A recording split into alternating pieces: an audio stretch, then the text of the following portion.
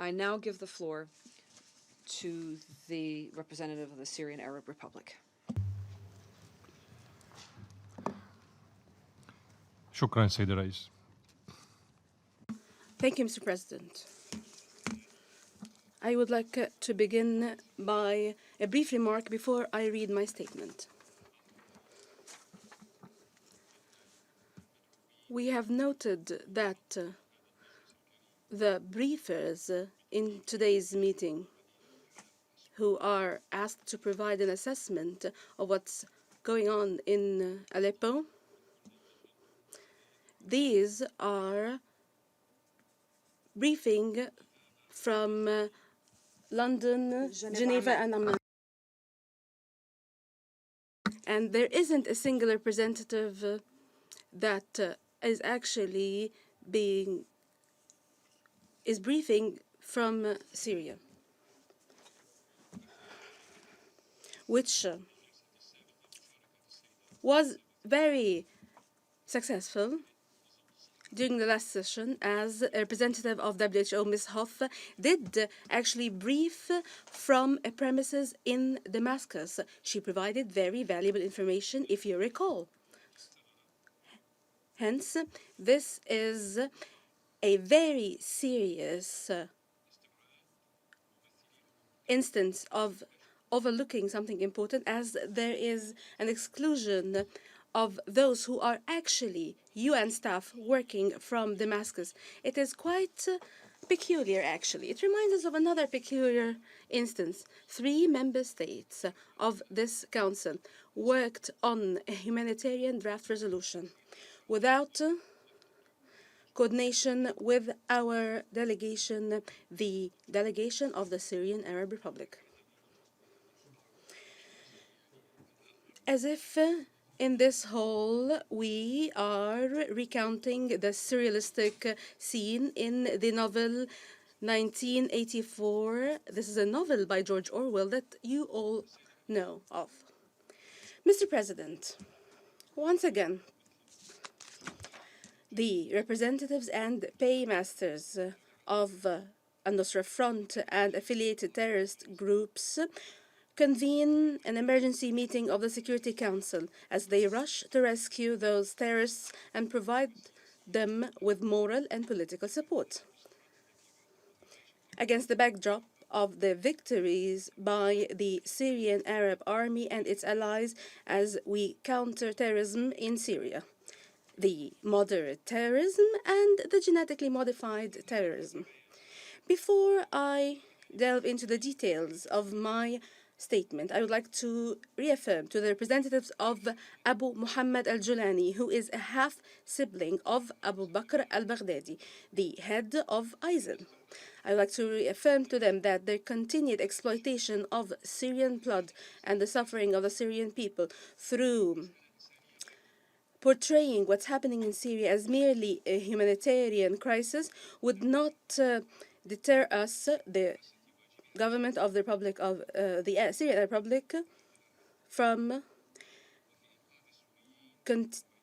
discharging our constitutional and legal right as we counter terrorism supported by our allies and as we save Syrians from the scourge of these groups in line with the principles of international law and implementation of Security Council resolutions. This is our actions as a sovereign member state of the United Nations. And I would like here to communicate to those who exploit the Syrian blood part of a letter by Syrian children that was submitted to the resident representative of UNICEF in Damascus. It seems that the representative of UNICEF, who is joining us via video conference, has not heard of this statement, letter, I mean.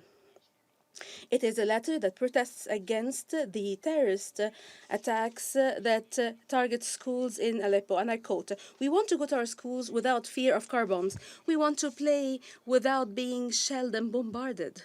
We want to live in safety, happiness, and joy and peace.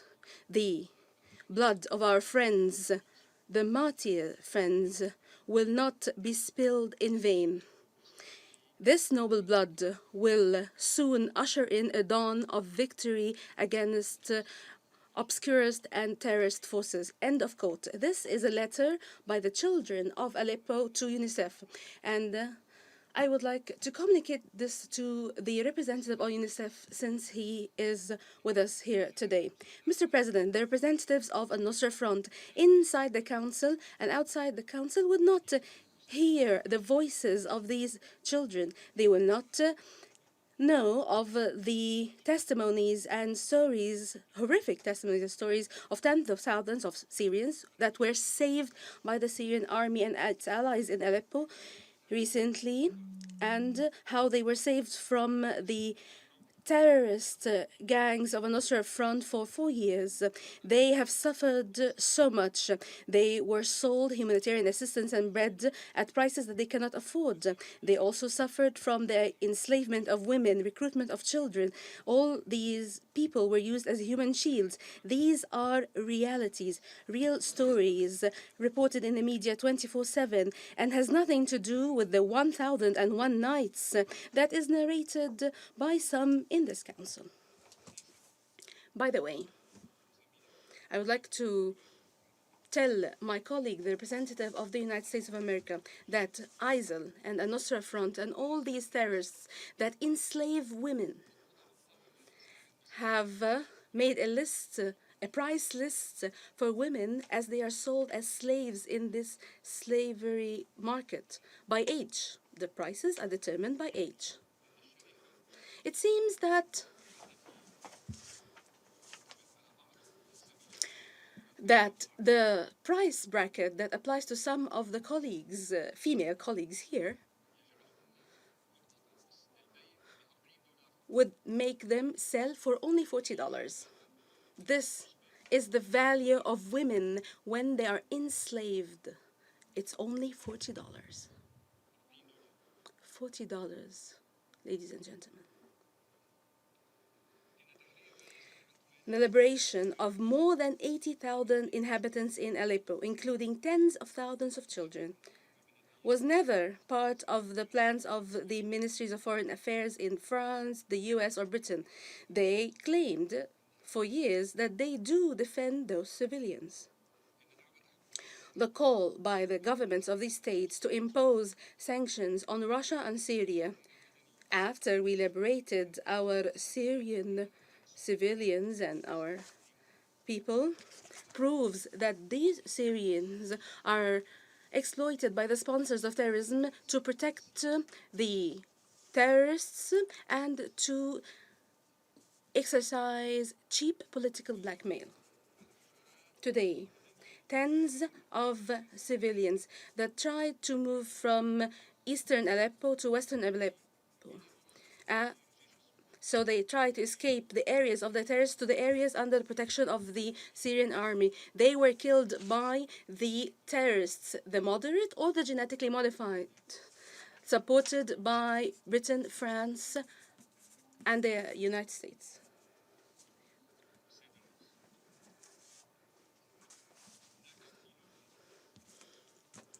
Mr. President, there is an elephant in the room, and nobody wants to see that elephant, as Mr. O'Brien did say. The non-state armed groups, he did not refer to them as terrorists. He said non-state armed groups. They prevented the civilians in eastern Aleppo from leaving. We have them here via VTC. Ask them if I'm mistaken. They said that non-state armed groups prevented civilians in eastern Aleppo from leaving. This means that these terrorist groups are using the civilians as human shields.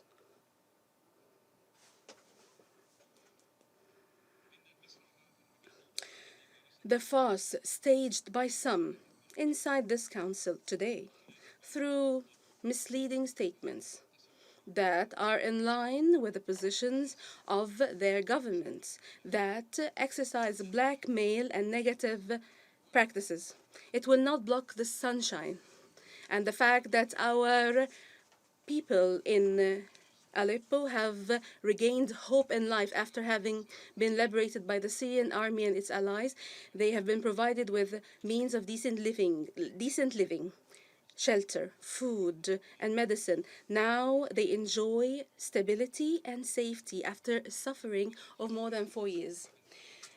The protagonists of this theater of the absurd, and as they represent al-Nusra Front, failed to distort the military achievement as we liberated civilians in Aleppo.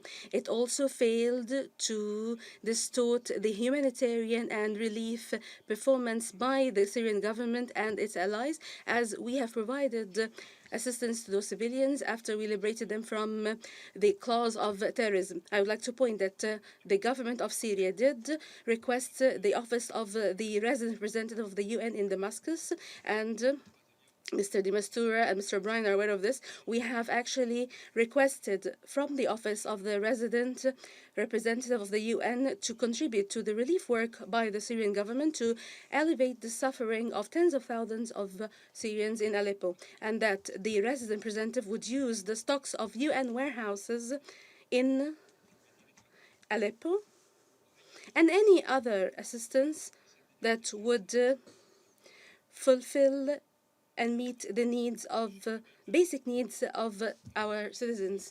I'd like to say that the resident representative will actually go to Aleppo because the Syrian government did approve his visit to Aleppo tomorrow, Thursday. And then we will see what OCHA can deliver. I would like to commend the efforts and the work of the friendly country of Russia that has supported Syria not only in its war against terror, but it has actually supported us in different aspects of humanitarian relief work. The President, Vladimir Putin, has given instructions to the Ministries of Defense and Emergency to send mobile hospitals to provide assistance, medical assistance, to the inhabitants of Aleppo and surrounding neighborhoods. I would like to reaffirm these are real field hospitals and not just studios to fabricate fictitious stories of heroes. These are terrorists and not heroes of the white helmets that was actually established by the British Officer of Intelligence, Mr. James Lowe Misrouillet. It seems that he with French origins. It's time for this theater observed to end its practices that has led to the spread of terrorism in an unprecedented manner. This has led to a panic, and these countries need to realize that terrorism cannot be used as a tool to turn Aleppo to another Kandahar. This will not happen, not in their wildest dreams or nightmares.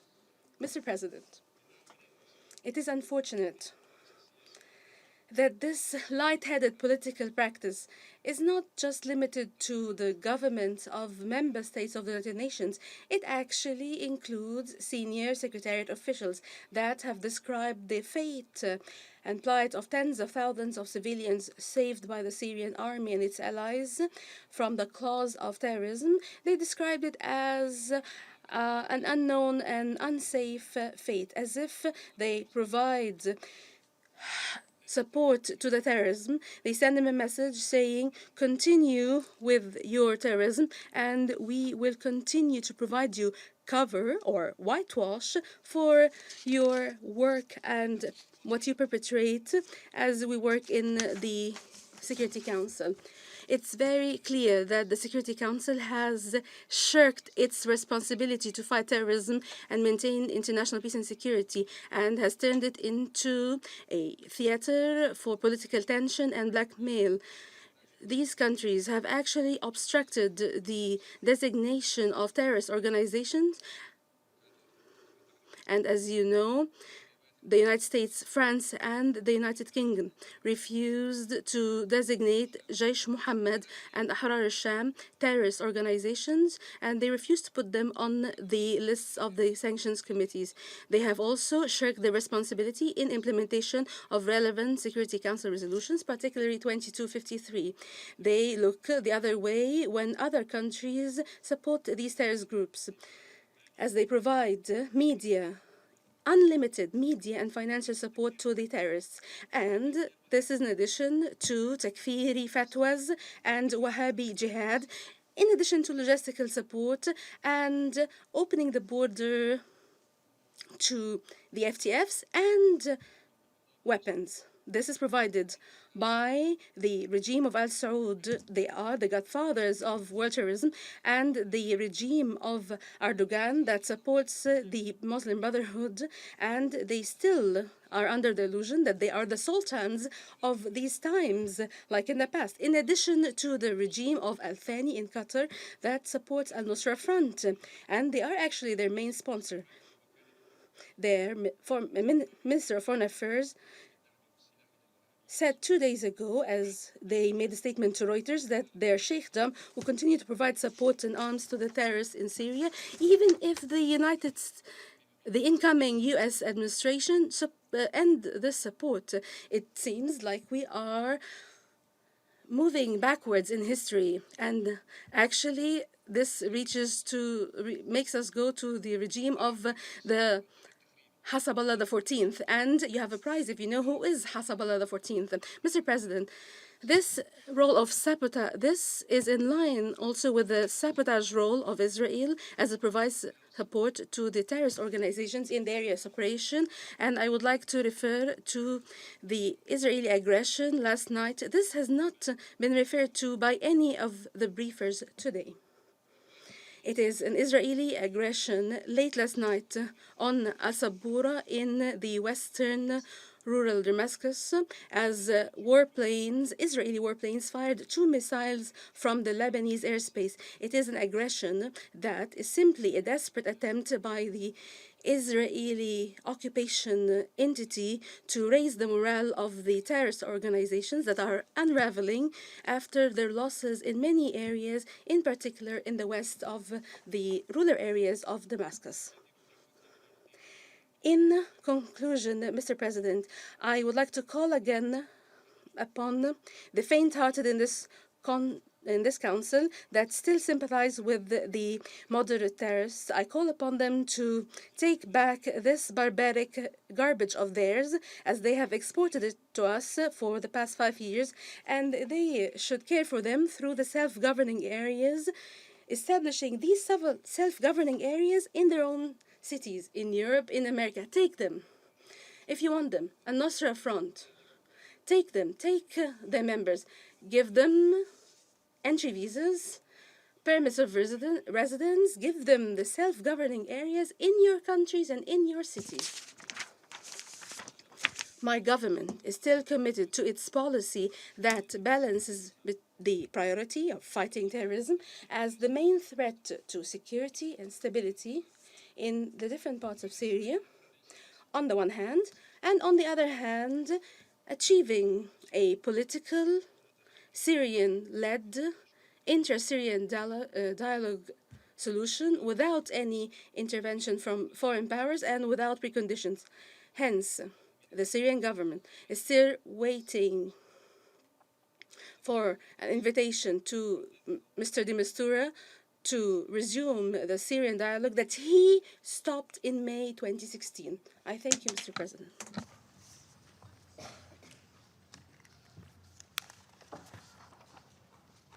Je remercie le représentant. I thank the representative